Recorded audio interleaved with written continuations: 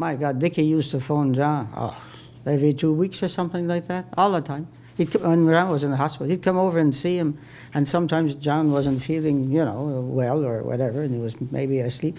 Dickie would sit there for hours just looking at him. And I'd say, Dickie, why don't you go home? I don't want you to go home, but I said, you should go home. You're sleeping, and you can't talk or anything like that. Oh, no, I'm okay. And he loved to come. He always came, always. And when he knew Jean was in the hospital, he was the first one who would phone.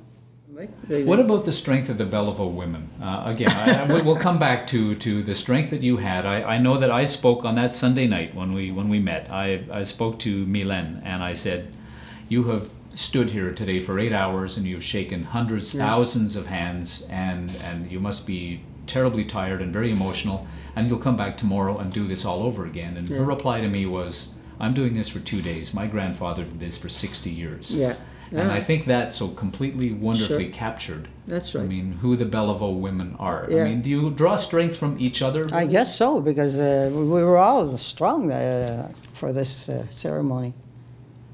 Because when you're alone in the house, sometimes you don't feel like that, but the minute you go out and you have to face people, well then, I don't know, you feel the strength and you're okay.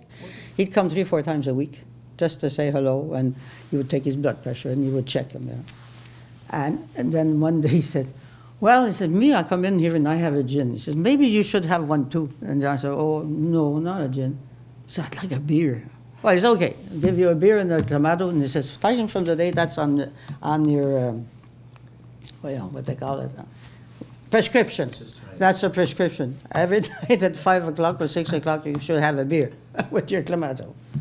Oh, well, a big smile on his face, eh? So that's what we did. The last month and a half or so before he passed away, we'd give him a little beer. This much beer. And the same thing of tomato. A Molson, I hope. Well, of course. Always a Molson. There's nothing else but Molson in this house.